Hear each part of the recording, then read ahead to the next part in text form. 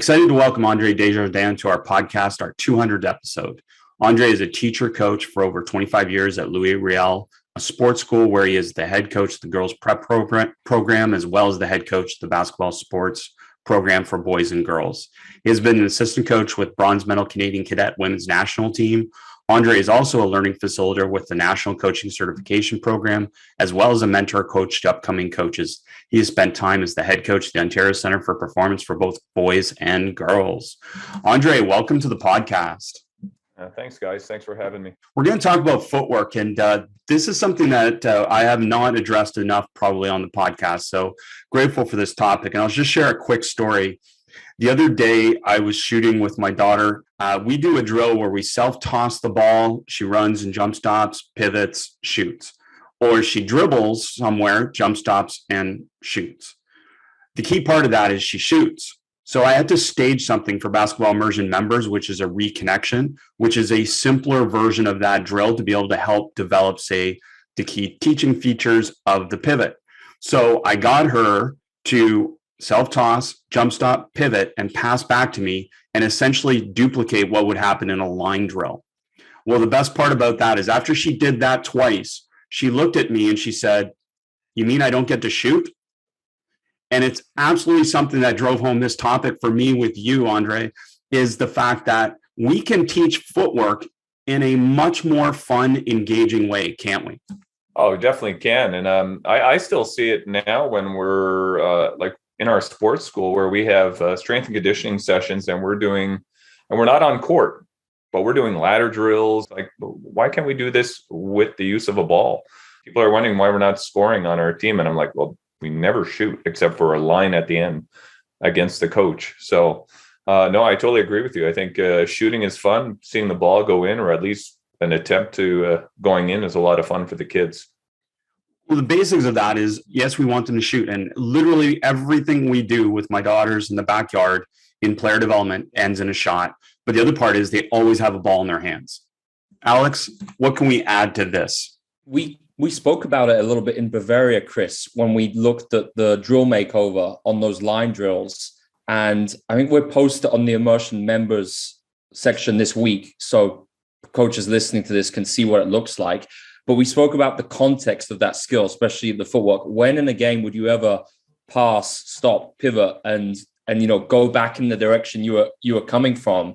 And it, like you said, you've got to make the reconnection to when you'd actually do that in a game context. And most of the time, the footwork is going to end with some type of rim finish shot or maybe a pass, but to a teammate in a different location. So I think it's really important to put those skills in the context of the game. And I think too, just looking at the videos you shared on Twitter with Kennedy doing all that stuff, I love the fact how every movement is slightly different, and like the variability in the movement, it's evident to see. And there's this idea, I think there's an idea that when it comes to movement and, being able to use different types of footwork, it's the traditional idea is that it's just one solution you're using every time. But instead, what you're seeing in those videos of Kennedy is how she's using so many different movements, and you encouraging, facilitating the variability in that movement instead of saying do one thing. Physical literacy is combined with basketball. So there's different movements, movement variability. The other part about that is, and André, I know you've used BDT and BDT shooting and different concepts like that. So I want you to talk about this. But the thing is people sometimes misconstrue everything that we do starts from the feet. So footwork is the most important thing in a lot of ways because it starts every basketball action.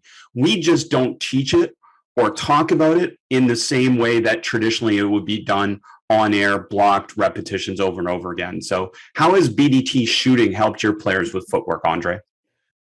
Probably the most important thing for me has been fighting for their feet. BDT shooting, when you add the defense in it right away, they got to get their feet down quickly and they got to be balanced. And I allow my students, I'll teach them, you can stop on two at the same time. You can go left, right, left, but you choose what works for you. And just make sure you get to balance quickly. And so that's where we've used the BDT, is just trying to let them be comfortable with their own footwork. So I love a few things but the most important thing that I take away from what you said is you call them students. I think we need to use more learning language. Now, you're attuned to that because you're a teacher and you've been involved in the system for a long time. But that's intentional, isn't it? To be able to talk about players as learners, to talk about them as students, isn't it, Andre? Definitely. I mean, they're always learning. We're always learning. And that's one of the things I like about you guys and what you're doing for the game itself, is that you guys are constantly trying to be students yourselves. And the more that we try to be students, I find it's easy to put our own athletes, aka learners or students, and see them as what they are, learners. And they're ready to absorb as long as you make the lesson fun.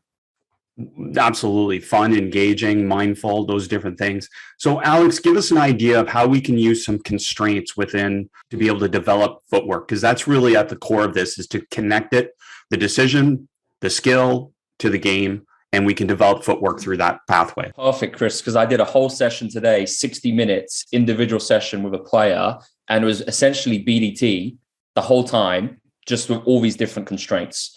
So essentially the essence was, it was a shooting focus in the workout, but the aim was to get repetition out repetition. And instead of him, using one repeatable technique, my aim with the session was to make him move in as many different ways as I could.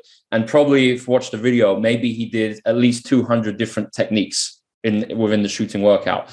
So, taking the base of BDT and essentially I was experimenting with some differential learning, which is basically using fluctuating movements to kind of change up their internal dynamics and maybe lead them to discovering some new movement patterns. So for instance, we were doing BDT out of different stances. So like staggered, wide, narrow, BDT with different arcs, high arc, low arc, medium arc. We were doing no follow through, holding the follow through. So this is all some random stuff I'm trying out. And he loved it because the idea is that we're preparing him to shoot in all different situations because no shot is the same. And the great thing with BDT is that it adds that all in an unpredictable environment. So he was constantly changing location, changing distance. Then we were doing shooting out of our triggers. So for instance, he'd be coming in, maybe doing a ghost screen, and we got one of these videos on YouTube. He'd ghost screen, maybe I'd call for a handoff, maybe we'd do a push pull, he'd drift, whatever. It was always variable, and just adding the BDT makes it more random.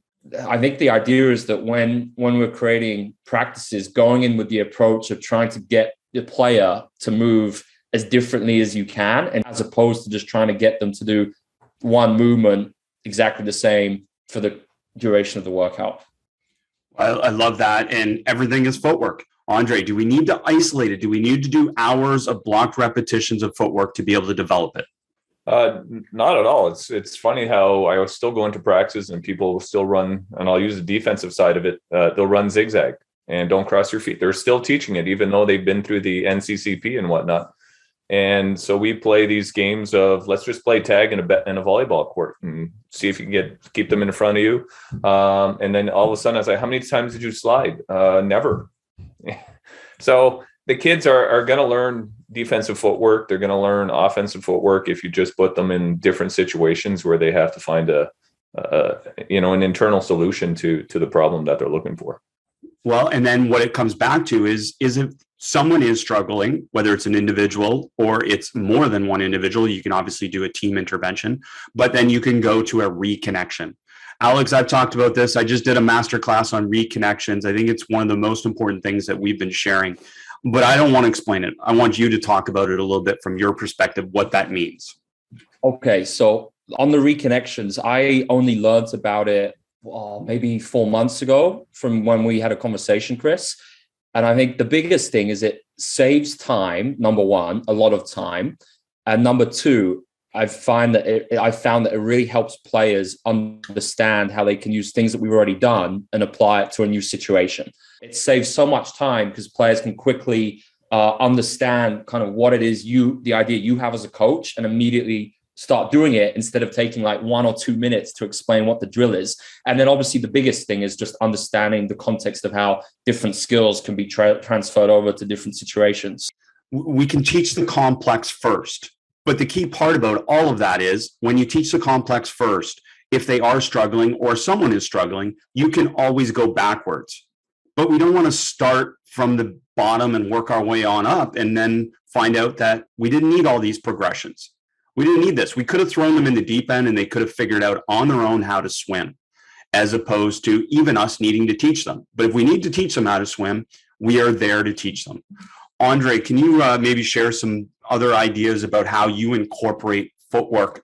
Specifically, let's go fight for your feet is getting your feet down to be able to shoot. So let's go beyond that and get into how can we teach pivoting to get out of trouble? Because these protection plans and different concepts, whether it's a back pivot or whatnot, are also at the foundation of what we should be teaching young people, because we know they're going to get into trouble. One of the ways we do it is we do some full court stuff where it's a bit of I'll use Alex's title game. I think he called it Kinder. And what we'll do is they have to cut back to the ball in full court. They receive the ball and we make it so they catch it blindly. And then we'll either throw 1, 2, or 3 defenders at them.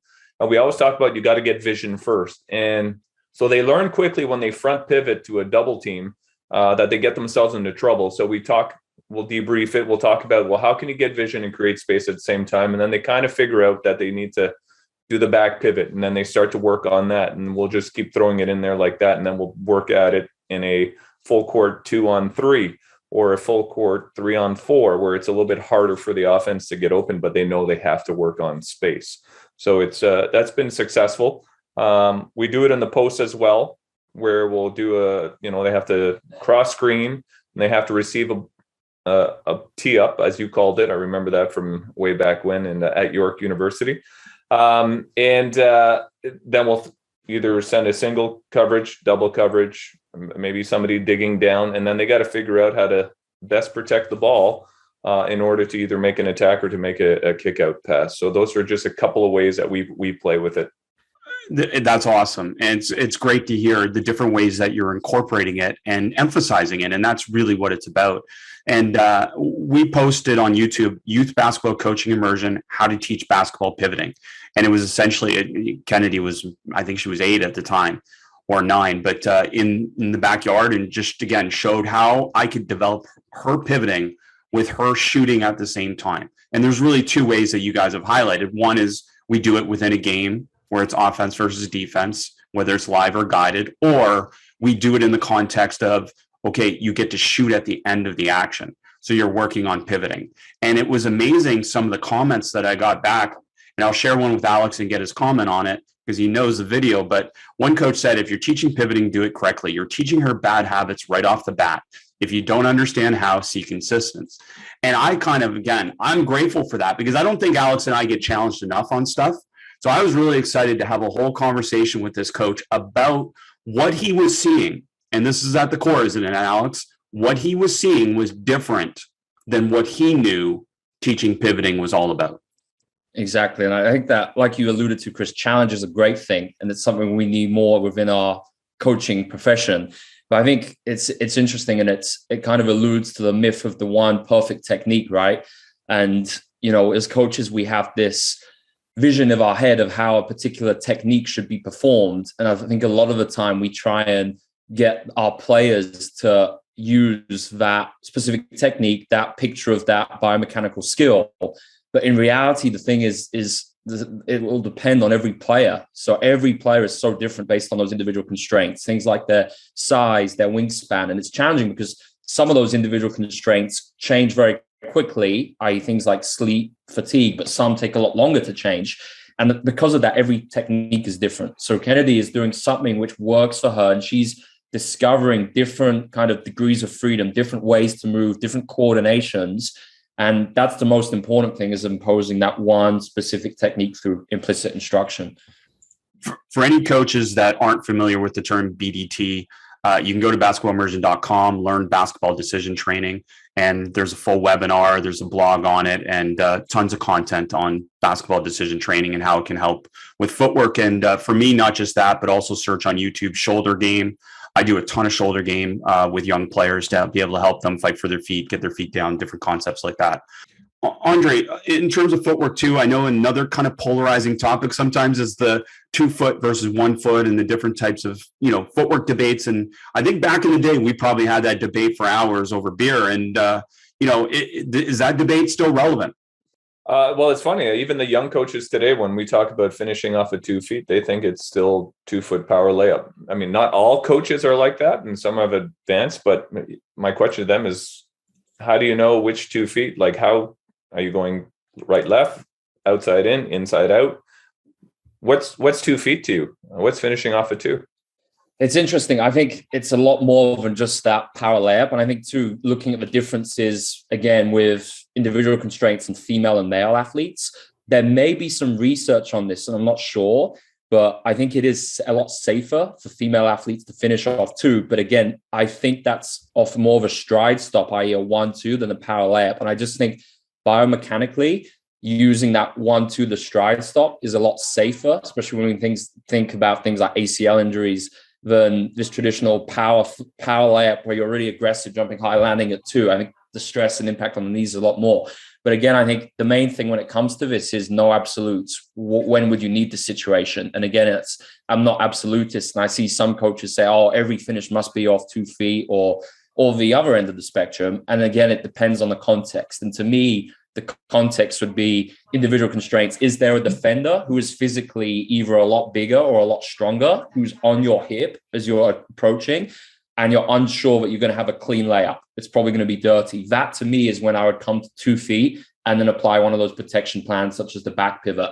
If the defender is a lot smaller or they're in a different position, it would not make sense to come to 2 feet. So again, context is king. And how do you develop that? Well, using all the small-sided games and concepts that we share at Basketball Immersion.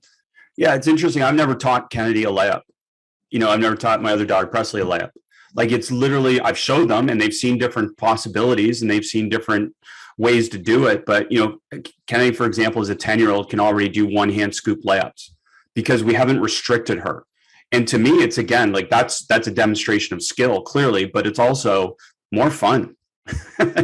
Like, I find that more often than not, she goes to more fun layups, and she, again, she doesn't know an off foot layup or, a Euro layup, but she does this stuff naturally because, again, it's just a part of kind of the fun of the movement and different things that go with it. And are those some of your experiences as well, Andre, with some of these things being allowed to happen naturally? Yeah, in fact, I find so my prep girls that go grade 9 to grade 12, they're way more, it's hard to break them out of the mold and what they were taught and just get them to be creative. So I've had to give them some creative solutions sometimes because they just couldn't figure it out. And I'm like, well, have you ever thought of this? And they laugh about it as well. It's crazy. I said, why is it crazy? And, they'll try it out and say, oh, actually, that works. I can use it here. And so they've been trying it and getting out of that box is really good. Well, that's the key. The decision is more important than the skill, right? Are they shooting an open layup, and do we care how they're shooting it? Well, the decision to shoot the open layup is really valuable. To shoot a contested layup, to understand that's a bad decision, is also valuable. So those things are certainly trump the actual execution of whatever layup, in our opinion. Just one last thing on this topic is this idea that, and Andre, you alluded to that just now. Sometimes we teach something at a really young age to players as a must, and then that hinders their development for the future because that must is the only thing they do. And I believe that we do that way too often at the youth level. And that was too important a comment that you made, Andre, for us not to bring out, that we want to give possibilities and not musts at the young level, because we don't know ultimately when they get to their maturation level what their musts are. Right. And as Alex alluded already, it's very variable for different players, isn't it? Yeah, definitely. I look at some of the kids I have now. One of the girls that just graduated from us and went to McGill, she came in as a 5'4" point guard and left our school as a 5'11" point guard and didn't grow until she was in grade 11. So she learned a whole bunch of different skills at the young age, which is now totally helping her in her game right now at 5'11". But had we taught her just to do, the regular in my own circle layup, 1 foot, and she never would have got that off at a young age and then would have got discouraged, I think. Andre, we can't thank you enough for joining us for our 200th episode. Just tremendous to have you as a member of our Basketball Immersion community. You've engaged Alex and I with questions and challenges and those different things that have made us better coaches as well, and we thank you for that. Oh, it's been awesome. I'm always looking for something new to stimulate my thinking that sometimes comes in and, attests or confirms my thoughts. And then other times like, oh, I never thought of it that way. And so it's always been good for me to just keep on learning and then being able to transfer it and just, go into the lab at the school and try it out with the kids at school. And sometimes I try to tweak some of the stuff you guys have done and play with that. But in general, it's been very valuable in terms of my own growth and also sharing with other coaches. Well, thank you for saying that. I love particularly that you said like you adapt the ideas, you don't adopt them. We don't want to create disciples that just go do exactly what we do. We want to share how we teach, a little bit of what we teach, but then you take it from there and showing us a whole new way of doing it too.